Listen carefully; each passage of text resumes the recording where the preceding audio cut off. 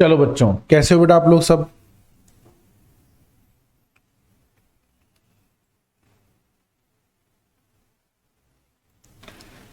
चलिए, तो कल हम लोग डेफिनेशंस ऑफ इकोनॉमिक्स पढ़ रहे थे और लास्ट में मैंने जाते जाते आपको थोड़ा सा समझा दिया था।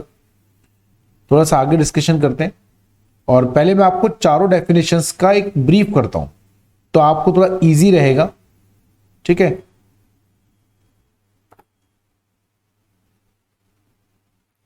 आओ। हमने चार डेफिनेशंस के लिए कल बात की थी कि कुल मिलाकर चार तरह की डेफिनेशंस होती हैं। यानी इकोनॉमिक्स को कई लोगों ने अपने अपने हिसाब से डिफाइन करा है, जैसा जिसको कंफर्टेबल लगा।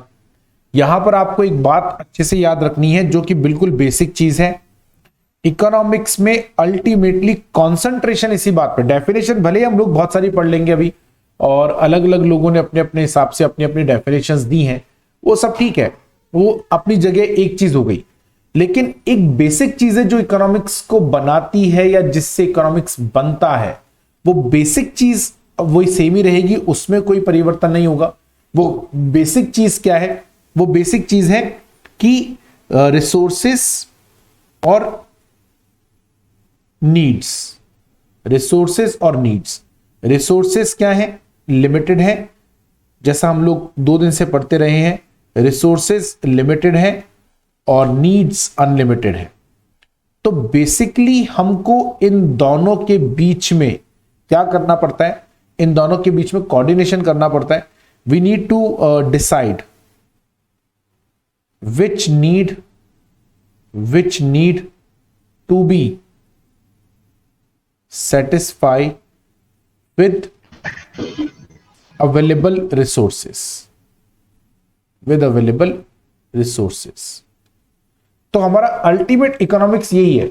अल्टीमेट तो देखो, इसके बाहर नहीं जा सकते हम। डेफिनेशंस भले ही कितनी भी पढ़ लें, पर जो हमारा बेसिक टर्म है, बेसिक फंडा है, वो इकोनॉमिक्स का ये है कि रिसोर्सेज अनलिमिटेड है, नीड्स अनलिमिटेड है। दोनों के बीच में कोऑर्डिनेशन बनाना है जिससे कि दोनों चीजों के अंदर कोई परेशानी नहीं है। बस एक इतनी सी बात है। ठीक है, so we need to decide this, एक चीज। अब दूसरी बात क्या आती है? दूसरी चीज इंपॉर्टेंट क्या है हमारे लिए? ये तो एक चीज हो गई हमारी। डेफिनेशन इकोनॉमिक्स की बहुत सारी है, जैसा हमने कल कहा आपको कि वेल्थ डेफिनेशन है जो कि एडम स्मिथ ने दी। फिर उसके बाद में क्या नाम है, वेलफेयर डेफिनेशन है जो कि एल्फ्रेड मार्शल ने दी। फिर स्कैरसिटी डेफिनेशन है जो रॉबिन्स ने दी। फिर उसके बाद सैमुअलसन ने अपनी ग्रोथ डेफिनेशन दी। अब सवाल है कि इतनी डेफिनेशन बन कैसे गई? जब बेसिक बड़ा बिल्कुल क्लियर है इकोनॉमिक्स के अंदर कि ultimately we need to find out, तो इतनी सारी डेफिनेशंस बनी कैसे? देखो बेटा, क्या होता है ना, हर आदमी अपने अपने हिसाब से उस समय जो सर्कमस्टेंसेस होती है उनको ध्यान में रखकर चीजों को इंटरप्रिटेट करता है। यानी आज अगर आप मेरे से मेरा व्यू पूछोगे तो शायद हो सकता है मेरा व्यू इकोनॉमिक्स में कुछ और हो। ये जो चार डेफिनेशन आई, इनके अलग अलग होने के पीछे जो रीजन था वो एक तो टाइम डिफरेंस था। टाइम डिफरेंस मतलब जिस समय एडम स्मिथ ने अपनी डेफिनेशन दी जो कि वेल्थ डेफिनेशन के नाम से जानी जाती है, तो एडम स्मिथ ने जब definition the, it was a time when the money was quite important for the people. People were engaged in earning the money. For them, earning of the money is the sole motive. तो Adam Smith ने जो देखा उसी के हिसाब से अपनी definition बनाई ना। See, it's all about your lookout, it's all about what is the scenario और circumstances prevailing at the time when you are making the definition. So there is a difference, right? तो Adam Smith ने, जैसा हमने कल आपको कहा, wealth definition में Adam Smith ने बोला कि भाई साहब ये कुछ भी नहीं है, सब चीजें बेकार है। Man is a economic man. आइवर्सन में he said man is an economic man. Man is an economic man. आइवर्सन में उनका सिंपल फंडा था earning money and spending money. Simple funda. Earning money and spending money is the only motive of a man. पैसा कमाओ और खर्च करो, पैसा कमाओ और खर्च करो। That's the only motive of an economic man, that's the only motive. आई बात समझ में? यानी उनके हिसाब से like the basic reason okay of living creature is money, right? He said money is a material thing, money is a material thing. आप और हम जिंदा ही किस लिए है? आप और हम जिंदा ही मनी के लिए, बस। तो एडम स्मिथ ने पूरा फोकस किस पर करा? पूरा फोकस किस पे करा? मनी के ऊपर करा।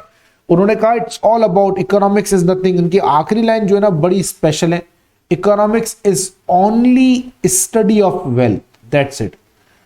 अब किसी ने इनको समझाया कि सर क्या बोल रहे हो, फाइनेंस नहीं पढ़ रहे हैं, इकोनॉमिक्स पढ़ रहे हैं, money economic is the study of wealth, खाली पैसे के बारे में बात करते हैं क्या?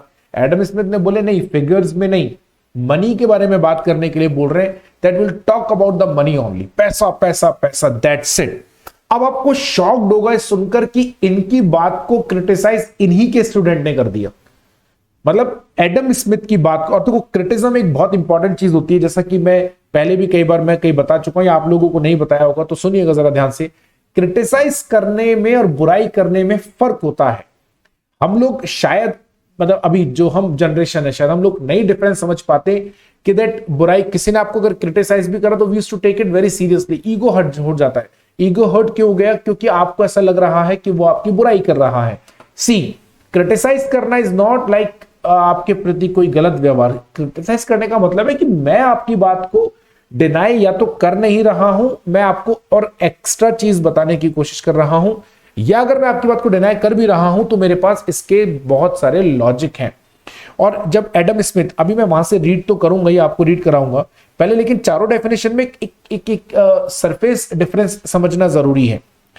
लेकिन जो अल्फ्रेड मार्शल थे, जो कि बेसिकली इनके स्टूडेंट ही थे, उन्होंने एक वेलफेयर डेफिनेशन दिया। ये किसने दिया? अल्फ्रेड मार्शल ने दिया।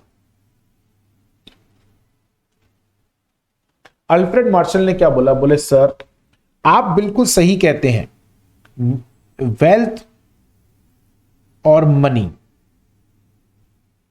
Is very important. Wealth and money is very important. आपने एकदम सही कहा, इसके बिना काम नहीं हो सकता, वेल्थ के बिना काम नहीं हो सकता। लेकिन but welfare is more important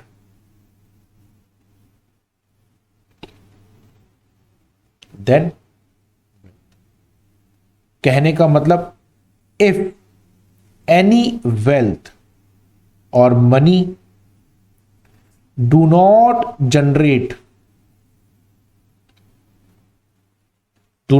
generate any welfare,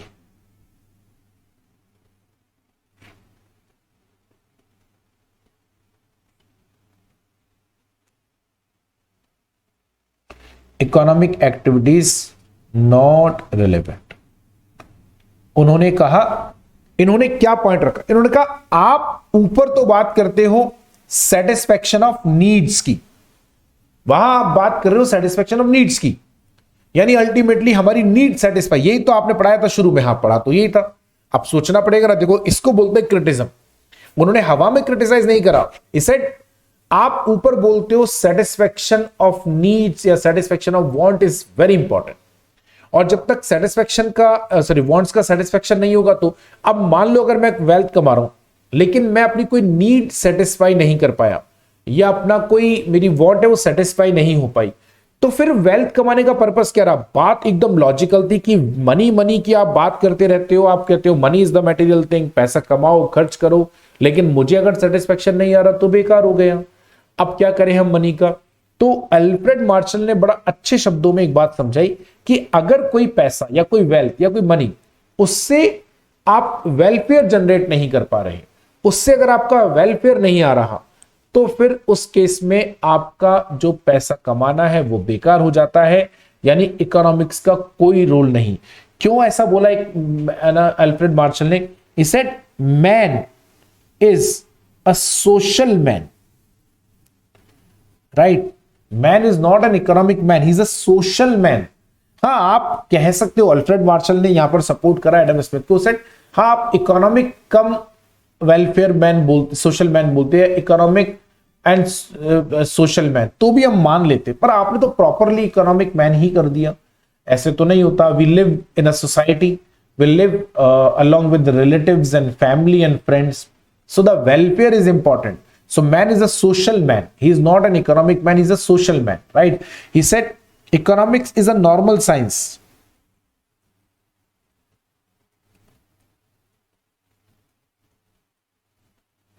आ रही बात समझ में? He said economics is a normal science and it gives priority to men than wealth. अरे बेटा बात समझ, ये आपको ध्यान में रखना है, ये अल्फ्रेड मार्शल का डेफिनेशन।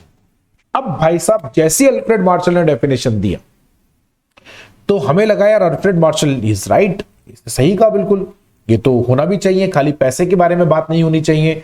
हम लोगों को जो लोग उसमें जो कमा रहे हैं पैसा, उनका वेलफेयर ही नहीं होगा तो फिर क्या फायदा। अभी देखो हमारे दिमाग में भी नहीं आ रहा, अभी तक आप जब इसको पढ़ रहे होंगे तो आपको लगा हाँ यार अल्फ्रेड मार्शल ने बहुत सही कहा।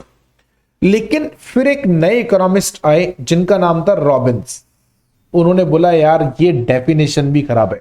और पर्सनली मुझे रॉबिन्स की डेफिनेशन बहुत अच्छी लगती है, पर्सनली मुझे बहुत अच्छी लगती है, क्योंकि रॉबिन्स हमको वापस वहीं लेकर गया जहां से इकोनॉमिक्स चालू हुई थी। यहां पे इकोनॉमिक्स बोले यार तुम कर क्या रहे हो, कोई बोल रहा है वेल्थ इज इंपॉर्टेंट, कोई पहली बात तो हम लोगों को समझना पड़ेगा रॉबिन्स ने नई डेफिनेशन बनाई क्यों, क्योंकि हर कोई इकोनॉमिस्ट जब नई डेफिनेशन बनाता है तो उसको कहीं ना कहीं पुरानी डेफिनेशन में कोई कमी नजर आई होगी। अल्फ्रेड मार्शल को एडम स्मिथ की डेफिनेशन में कमी नजर आई क्योंकि उन्होंने वेलफेयर के कॉन्सेप्ट को पूरी तरीके से इग्नोर कर दिया, तो रॉबिन्स को भी नजर आया होगा। रॉबिन्स ने एक बड़ी अच्छी बात कही, रॉबिन्स बोला भाई तू एक बात बता, तू कहता है वेलफेयर वेलफेयर वेलफेयर, जब तक वेलफेयर नहीं है, बल्कि रॉबिन्स ने तो अल्फ्रेड मार्शल ने तो एक बात यहां तक भी कह दी, ठीक है ना, जो मैंने लिखा भी, welfare is important, if wealth और welfare do not generate any welfare then economic activity is not relevant, है ना, यानी बिना वेलफेयर के कुछ है ही नहीं, है ही नहीं। तो रॉबिन्स ने उसको बोला, बोले भाई तू एक बात बता, तू ये वेलफेयर वेलफेयर करता रहता है और तू कहता है जिस चीज से वेलफेयर होगा वही सेटिस्फाई करेगा, है ना, यही तो बोला इन्होंने। एडम स्मिथ ने क्या बोला कि अगर वेलफेयर होगा तो ही वेलफेयर है, तो ही सेटिस्फैक्शन है, ऐसा वेलफेयर है तो ही सेटिस्फैक्शन है। अब देखो कई लड़कों के अरमान जागू जाएंगे थोड़ी देर बाद में जब हम रॉबिन्स की डेफिनेशन की बात करेंगे। उसने बोला कि वेलफेयर ना हो तो भी कभी कभी सेटिस्फैक्शन आता है, और कभी कभी तो ऐसा भी होता है वेलफेयर जीरो है तो भी सेटिस्फैक्शन हाई लेवल का है। कैसे, पूछा किसी ने, बोले एक चीज बताओ, ये जो तुम दारू पीते हो यानी अल्कोहल का कंजम्पशन करते हो ना, ये तुम सिगरेट का कंजम्पशन करते हो, इनसे कौन सा वेलफेयर होता है बताना भाई। करते हो ना अल्कोहल का कंजम्पशन तुम लोग, तो जो तुम अल्कोहल पीते हो या ये जो देखो अल्कोहल का नाम सुनते ही, सिगरेट का नाम सुनते ही एक बच्चा हमारे बीच से निकल लिया, उसको याद आ गई होगी तो चला गया होगा लेने। अल्कोहल और सिगरेट पीते हैं, इनसे किसका वेलफेयर होता है भाई? कभी नहीं होता वेलफेयर, लेकिन फिर भी सेटिस्फेक्शन आता है ना। अब उसने पूछा एडम स्मिथ अल्फ्रेड मार्शल से, बोले बता भाई अब क्या बोले इसको। अब बात तो ठीक है, यहां आपको एक बात बहुत अच्छे से समझनी पड़ेगी बेटा, हम जब इकोनॉमिक्स पढ़ते हैं या लॉ पढ़ते हैं तो उस समय बेटा अच्छा बुरा लीगल इलीगल नहीं पढ़ते। मैंने सिगरेट का एग्जाम्पल दिया, दारू का एग्जाम्पल दिया का मतलब आप सर कितना गंदा सा दारू का एग्जाम्पल देते, नहीं, हम इकोनॉमिक्स पढ़ रहे हैं और हमें हर वो एग्जाम्पल लेना पड़ता है जो कि हमारी इकोनॉमिक एक्टिविटी पे इफेक्ट डाल देता है, करेक्ट। तो हम आपको कोई इंड्यूस नहीं कर रहे कि आप अल्कोहल पियो सिगरेट पियो, हम तो एग्जाम्पल दे रहे हैं और हम तो बल्कि बुरा ही बोल रहे हैं। अल्कोहल और सिगरेट से कोई वेलफेयर नहीं होता, लेकिन फिर भी कई लोगों को सेटिस्फेक्शन होता है ना, तो क्या उनका इकोनॉमिक एक्टिविटी पूरा नहीं हुआ? बिल्कुल हुआ। सेड यस, हुआ और है। अगर आज कोई बंदा सिगरेट बेचता है या दारू बेचता है या बनाता है, he is also the part of economic process. इस कंट्री के इकोनॉमिक प्रोसेस में उसका भी हिस्सा है, इस कंट्री के इकोनॉमिक प्रोसेस में उसका भी रोल है। समझे आप मेरी बात? तो उन्होंने बोला रॉबिन्स ने कि वेलफेयर हो तभी सेटिस्फेक्शन आता है, ऐसा नहीं होता है। Sometimes the things which do not gives any welfare, still they gives you the satisfaction. They do not gives you any welfare, but still they gives you the satisfaction. Okay, so Robins ने बोला तुम दोनों पागल हो गए हो, तुम लोग किस चीज के बारे में बात कर रहे हो, right? Hence welfare is not only criteria for human satisfaction, is not only criteria for human satisfaction. आ रही बात समझ में? नो। तो फिर उसने कहा तुम मुद्दे से भटक गए। अब देखो रॉबिन्स की डेफिनेशन मुझे अच्छी क्यों लगती है, जैसे मैंने आपको कहा रॉबिन्स ने वापस हमें ये दोनों डिस्कशन करते करते, Adam Smith and Alfred Marshall, economics की डेफिनेशन बनाते बनाते इकोनॉमिक्स के बेसिक कॉन्सेप्ट से बाहर चले गए। एडम स्मिथ कहते हैं वेल्थ इज इंपॉर्टेंट, मार्शल कहते हैं कि वेलफेयर इज इंपॉर्टेंट। उसने कहा वेल्थ और वेलफेयर कुछ नहीं है, सिंपल सा कॉन्सेप्ट है। Economics is about choice between ends. देखो कितनी अच्छी लाइन है यहां पे बेटा। एंड्स का मतलब क्या है? एंड्स का मतलब है नीड। नीड के लिए बोला है एंड्स। एंड्स वर्ड का मतलब यहां पर नीड है। तो नीड को हमने क्या बोला? एंड बोला। एंड ये वो वाला एंड नहीं है, ए एंड डी वाला नहीं है, एंड वाला है। ये कह रहे it's about choice. Economics is a study. Economics और अच्छे से लिखूं, इकोनॉमिक्स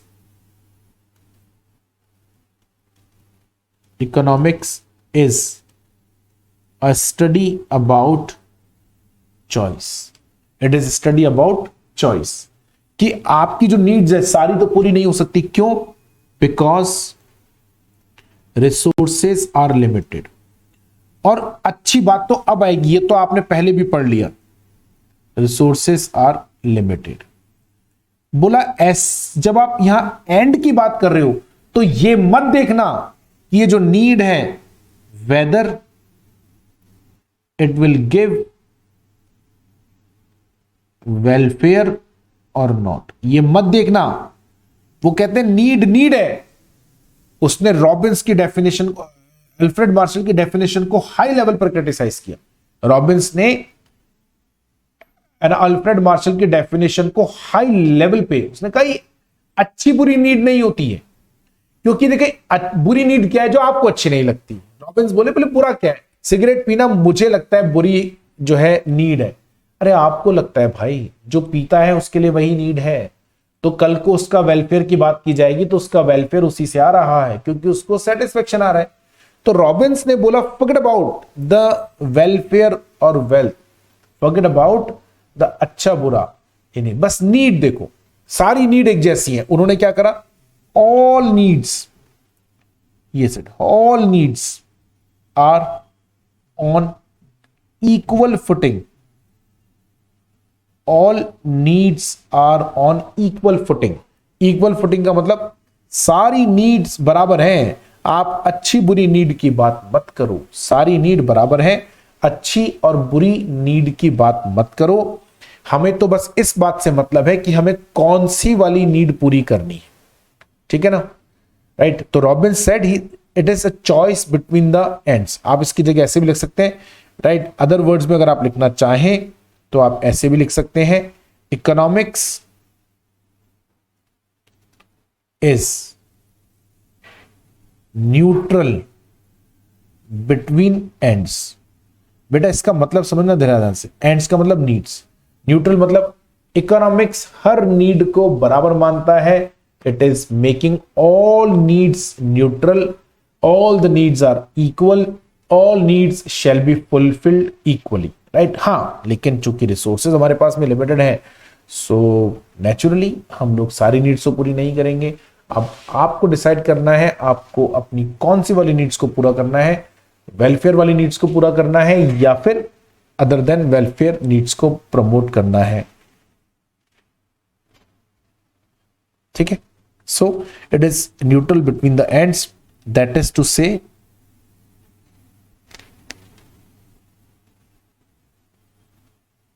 ठीक है बेटा, यहां तक कोई डाउट अगर है किसी को तो मुझसे आप पूछ लें। जनरली आप लोग सवाल पूछते नहीं हैं, तो यहां पर कोई डाउट अगर है तो बताएं। No sir. कोई डाउट नहीं है, वेरी गुड, बहुत अच्छी बात है। चलिए, प्रियांशु रेज्ड हैंड। हाँ प्रियांशु बताएं बेटा। सर बेसिकली ये कहना चाहते हैं कि हम ह्यूमंस की नीड पे बात करें। आप रॉबिन्स की डेफिनेशन की बात कर रहे हैं? हाँ हाँ, मतलब रॉबिन्स में यही तो कहना चाहते हैं कि क्या कहना चाहता है कि हम बेसिकली जो लाइक कंसंट्रेशन है वो हम ह्यूमंस की नीड पे रखें। हाँ, दो कहता है, दो चीजों पे कंसंट्रेशन रखो, एक तो नीड्स पे और एक रिसोर्सेस पे। नीड्स होती हैं, अच्छी बुरी नहीं, ठीक है ना। उनका ये कहना है कि नीड्स होती हैं, अच्छी और बुरी नहीं, ठीक है ना। आपको बस ये चूज करना है कि कौन से रिसोर्स से कौन सी नीड पूरी करनी है, ये चॉइस करनी है आपको। Okay sir. ओके, चलिए अब आप देखो, एक और महारथी आए सैमुअल्सन, बहुत ही गजब महारथी थे। महारथी मैं क्यों बोलता हूं, क्योंकि इन्होंने तो भाई साहब रॉबिन्स की डेफिनेशन की रेल ही बना दी। अब तक जो मैं क्रिटिसिज्म पढ़ाता रहा आपको ऊपर से नीचे तक, उन सब में देखो मैंने आपको लॉजिक दिया।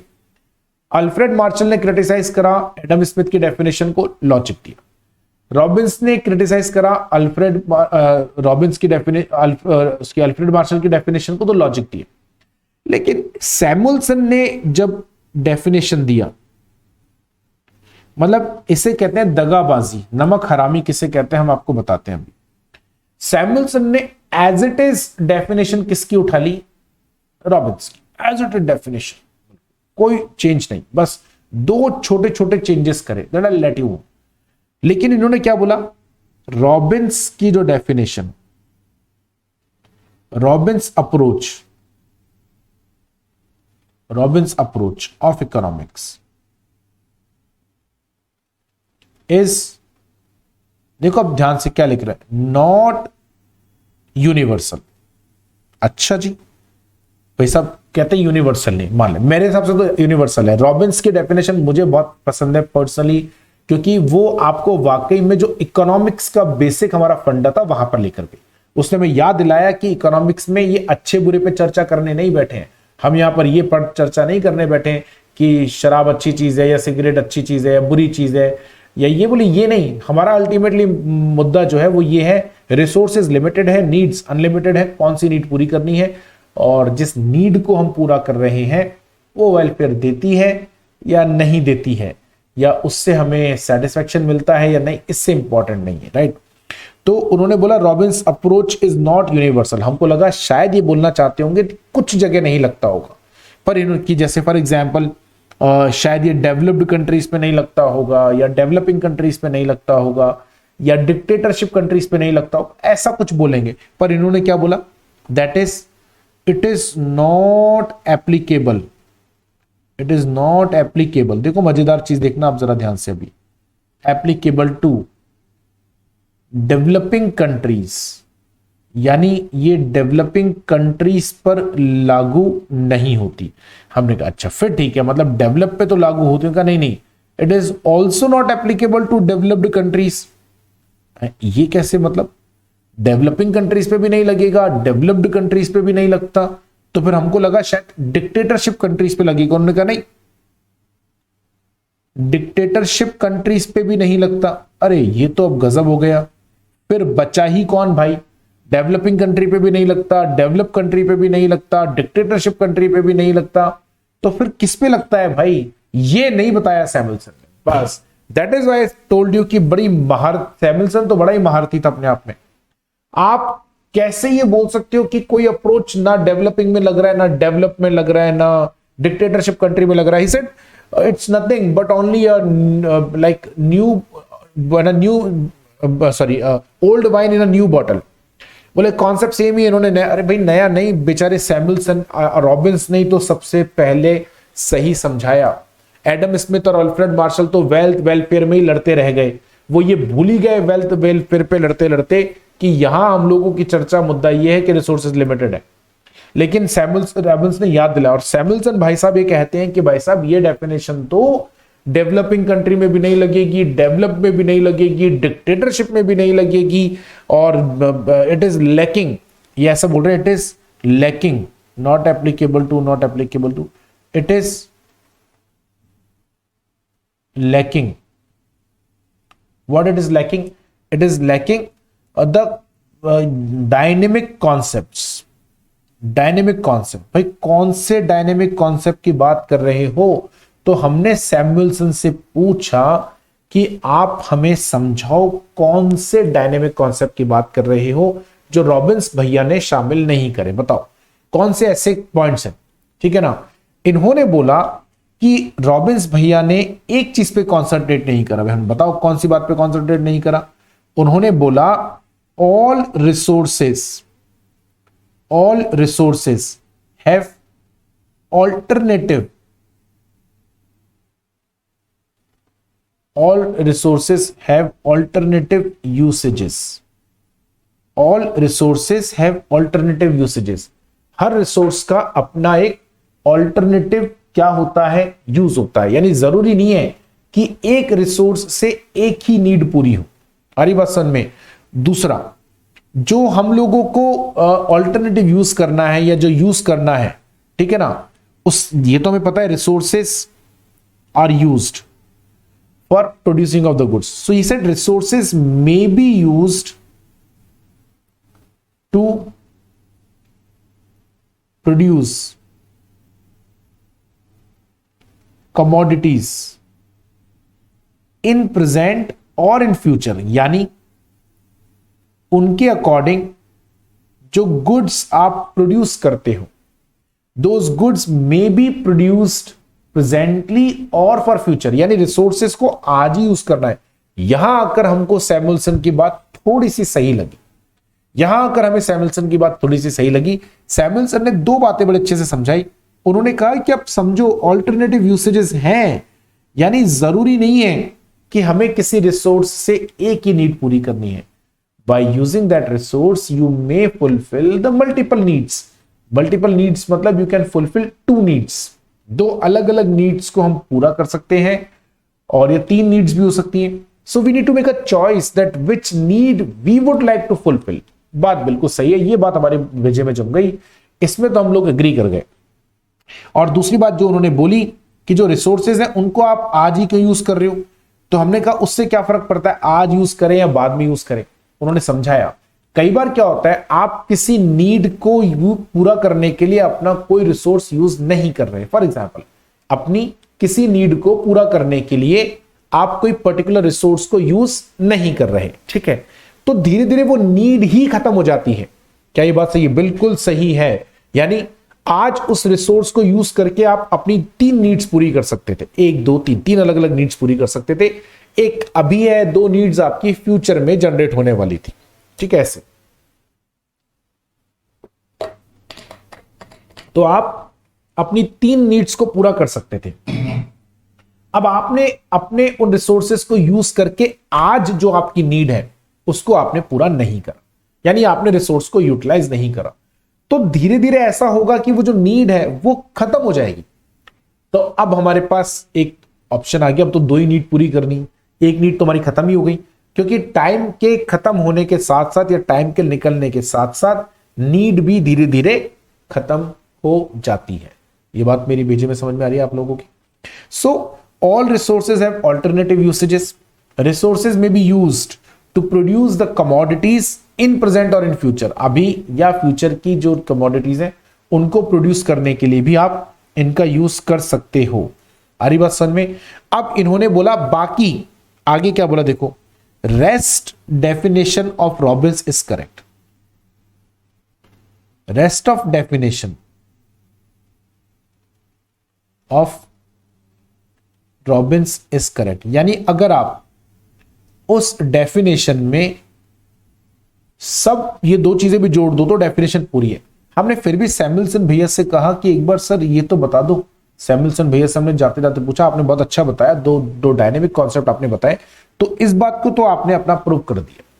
लेकिन ये जो आपने ऊपर लिखा कि रॉबिन्स की डेफिनेशन डेवलपिंग कंट्री में भी नहीं लगती, डेवलप कंट्री में भी नहीं लगती, डिक्टेटरशिप कंट्री में भी नहीं लगती, ये बात कुछ समझ में नहीं है। इसका जवाब सैमुअलसन भैया ने नहीं दिया, ठीक है ना।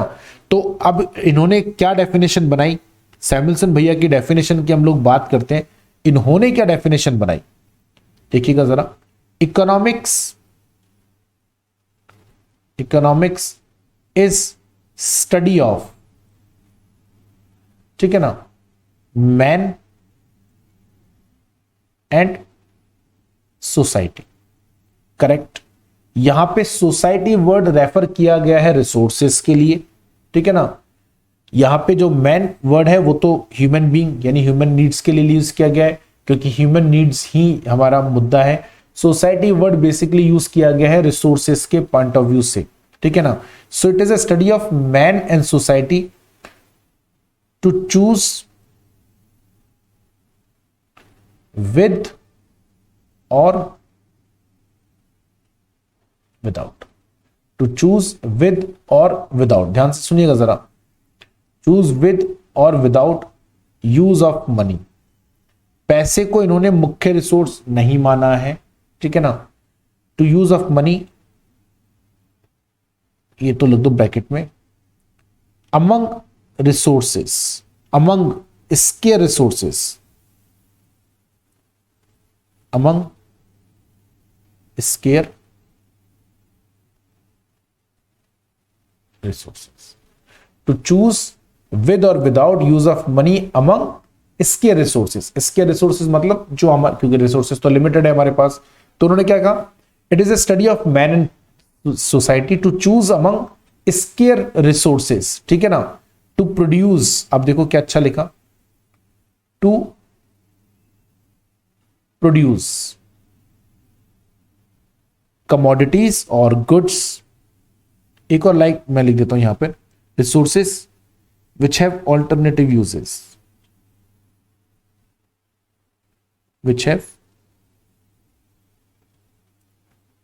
alternative usages। समझ में आ गई मेरी बात? which have alternative usages। तो to choose among scarce resources which have alternative usages to produce goods in present or in future. है बस समझ में? इन प्रेजेंट और फ्यूचर, या आप ऐसे भी लिख सकते हैं, और produce goods for consumption in present और इन फ्यूचर, ठीक है। तो इन्होंने कुछ नहीं करा, जो रॉबिन्स की डेफिनेशन थी उसी डेफिनेशन को थोड़ा सा क्या कर दिया, मोल्ड कर दिया, और उस डेफिनेशन के अंदर कुछ चीजें इन्होंने ऐड कर दी। बस इतना सा ही काम करा सैमुअलसन ने। So this is how we come out with a new definition, this is how we come out with a new definition of economics. खैर अच्छी बात चारों डेफिनेशन में ये थी, चारों में तो नहीं, खैर खास तौर पे 3 में, कि हर डेफिनेशन में पुरानी वाली डेफिनेशन को जो क्रिटिसाइज किया गया वो अच्छे तरीके से किया गया। अल्फ्रेड मार्शल ने एडम स्मिथ की डेफिनेशन को बहुत अच्छे से क्रिटिसाइज करा, और सैमुअलसन रॉबिन्स ने अल्फ्रेड मार्शल की डेफिनेशन को बहुत अच्छे से क्रिटिसाइज करा। हाँ, सैमुअलसन थोड़ी सी गलती कर गए, दो he has given a good definition, but still उन्होंने अपनी डेफिनेशन में जो क्रिटिज्म करा रॉबिन्स की डेफिनेशन का, that was not good, right. यहां तक कोई सवाल अगर आपको पूछना है तो आप मुझसे पूछ सकते हैं, यदि आपको कोई डाउट आया है तो।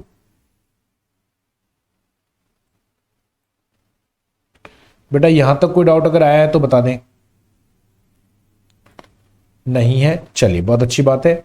तो हम लोग कल यहां से डेफिनेशंस पढ़ रहे थे और मैंने आपको बहुत थोड़ा सा बताया था वेल्थ डेफिनेशन के बारे में, हम लोगों ने आपसे डिस्कशन किया था। सबसे पहले वेल्थ की डेफिनेशन की बात करते हैं हम लोग वापस से।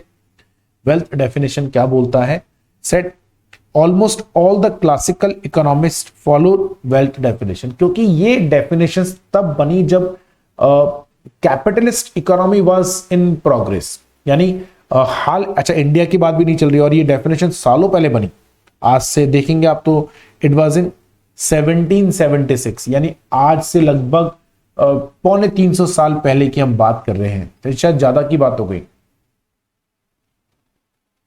तो 500 साल पुरानी बात कर रहे हैं हम लोग, है ना, अभी 500 साल, साढ़े पौने 300 साल नहीं, पौने 500 साल हो गया, मतलब 475 ईयर्स अराउंड, इतनी पुरानी बात जाकर हम लोग कर रहे हैं।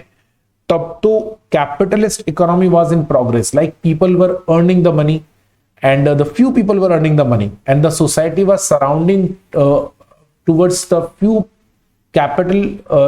capitalist or capital holding persons जिनके पास majority portion of capital हुआ करता था। So it is mostly associated with JB से एडम स्मिथ, ये दो लोग मेनली इसके बारे में थे। अच्छा, एडम स्मिथ के लिए एक अच्छी चीज है, वो जरूर हम पढ़ते थे। Adam Smith is called as father of economics, क्योंकि इकोनॉमिक्स को पहली बार प्रॉपर एक सब्जेक्ट है, इकोनॉमिक्स भी अपने आप में एक फील्ड है जिसके ऊपर चर्चा होनी चाहिए, जिसके ऊपर डिस्कशन होना चाहिए, ये बात एडम स्मिथ ने लोगों को समझाई, ये बात हम लोग अप्रिशिएट करते हैं। तो एडम स्मिथ और जेबी से ही was like followers of capital economy and they were the follower of wealth definition. Adam Smith ने एक किताब लिखी जिसका नाम था, book written by Adam Smith is an inquiry into the nature and causes of wealth of nation. Adam Smith delinked the economics from the political economy and he explained the scientific manner. According to the JB Say, economics is the study of science of wealth. According to Adam Smith, economics is the science which deals with the wealth. यानी दोनों ही JB Say और Adam Smith दोनों ही wealth के supporter रहे और दोनों ने economics को वेल्थ के तौर पे देखा, ठीक है ना। क्या बोले वो लोग, देखो, economics explains how wealth is produced, economics explains how wealth is produced, consumed, exchanged and distributed. Man is an economic man. Economics the study of wealth only, wealth only. It deals with the causes behind creation of wealth. It only considers material wealth, so it deals with the causes of wealth and etc. This is how the JB Say and Adam Smith definition has came into existence. आ रही बेटा बात समझ में। Now criticism देखो, इनके criticism क्या थे, on the what grounds their definition was criticised, right. देखो, the definition was criticised by many philosophers, they are Carlyle, Ruskin, Wallace and Dickens and others. According to critics, economics is decimal science, it is gospel of mammon, bread and butter science, incompleted science. ये क्या मतलब है इतना, gospel of Memon and etcetera, इनका सबका मतलब मैं आपको समझाऊं, इनका मतलब क्या होता है। इनका मतलब है दैट पीपल क्रिटिसाइज, बोले जितना एडम स्मिथ और जेबी से ने वेल्थ को बड़ा चढ़ाकर बताया, इतना भी कुछ नहीं है। It's all about gospel of Memon का मतलब होता है आपकी जो बेसिक नीड्स है उनको पूरा करना। ब्रेड एंड बटर तो आप समझते ही हो, रोटी के लिए बेसिकली बोला जा रहा है। So it is basically your to full economics, like wealth is needed, it is needed only for fulfilling your very basic needs.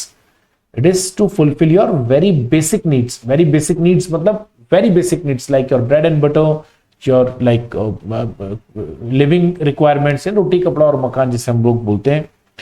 Wealth is no use if it satisfies, unless it satisfies the human wants. तो जब तक आपके wealth से human satisfaction नहीं होता है, this is not a valid definition. The definition is not of much importance to man and his welfare. ये आपको ध्यान में रखना है, ठीक है। Now let's talk about the welfare definition. The definition was given by Alfred Marshall. अरे यार,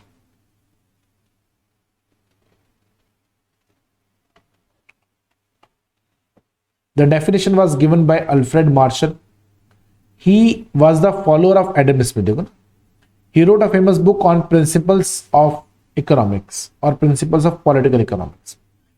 According to him, economics is the study of mankind in ordinary business of life. मैं ये वाली डेफिनेशन नहीं पढ़ाऊंगा, मैं आपको नीचे वाली पढ़ाऊंगा, है दोनों ही एडम अल्फ्रेड मार्शल की। According to Alfred Marshall definition, economics is one side study of wealth. इन्होंने ये नहीं बोला कि वेल्थ के बारे में बात मत करो, देखो ये तो कभी हो ही नहीं सकता, क्योंकि इकोनॉमिक्स की बात कर रहे हैं और वेल्थ की बात ना करें, ये तो पॉसिबल ही नहीं, फिर इकोनॉमिक्स है ही कहां। मैंने आपको जब हमारा पहला लेक्चर था उसी में मैंने आपको ये बात समझाई थी कि जिस दिन आप फोकट में काम करते हो, चैरिटी करते हो, there is no economic activity. आप चैरिटी कर रहे हो, वो कोई इकोनॉमिक एक्टिविटी नहीं है। तो जब तक आप कमाना और खर्च करने वाला जो कॉन्सेप्ट है वो नहीं लेकर आते बीच में, तब तक इकोनॉमिक्स का कोई यूज होता भी नहीं। करेक्ट। तो ये तो उन्होंने भी नहीं बोला कि वेल्थ को मत ध्यान दो, वेल्थ पे ध्यान मत रखो। Said economics is one side study of wealth, on the other hand and more important side it is a part of study of man और the welfare of man. According to definition, economics is a social science. He divided the goods into two categories, material goods and non-material goods. Non-material मतलब which do not gives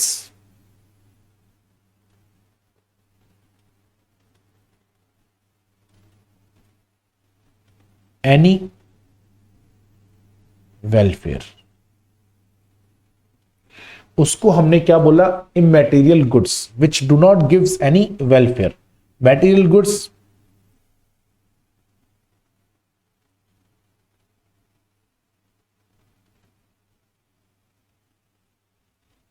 which gives welfare. ठीक है। According to Alfred Marshall, economics is a normal science. According to Alfred Marshall, economics is a normal science. The top priority is given to man or welfare of the man. Secondary priority is given to the welfare. Okay. So economics is a normal science. Top priority is given to the man or the welfare of man and secondary priority to wealth. सो उन्होंने ये नहीं कहा कि आप wealth को ध्यान में मत रखो, वेल्थ को कॉन्सेंट्रेट मत करो। उन्होंने ये नहीं कहा कि wealth is not important. What he simply said is wealth is important लेकिन after welfare. It is important but after welfare, right. Marshall enhanced the status of a man from economic man to social man. Like he said, उसने जो किसी आदमी को, man को economic man की तरह treat किया जाता था।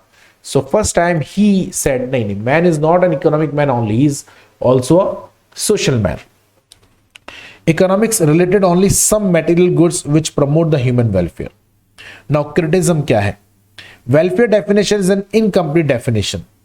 According to Robbins, economic must be neutral between the ends. Marshall neglect, ये रॉबिन्स ने दिए, क्योंकि रॉबिन्स की डेफिनेशन आएगी स्कैरसिटी डेफिनेशन जो थी वो रॉबिन्स की डेफिनेशन थी, ठीक है ना। तो रॉबिन्स ने बोला कि economics is must be neutral between the ends. मैंने लिखा भी था, अगर आपको याद हो तो, हमने रॉबिन्स की डेफिनेशन में लिखा भी था कि रॉबिन्स कहते थे कि इकोनॉमिक्स जो है it's a neutral, it is neutral between the ends. ये लिखा किसने? रॉबिन्स ने लिखा as a criticism to the Alfred Marshall's definition, ठीक है।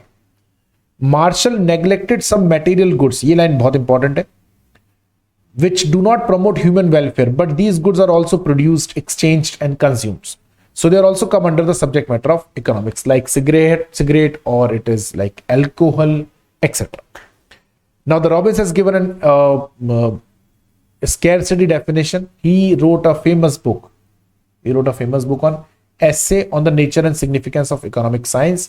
And according to the Robbins definition, economics is a science which study human behavior as a relationship between ends मतलब wants, and scarce means the scarce resources. Scarce means मतलब resources,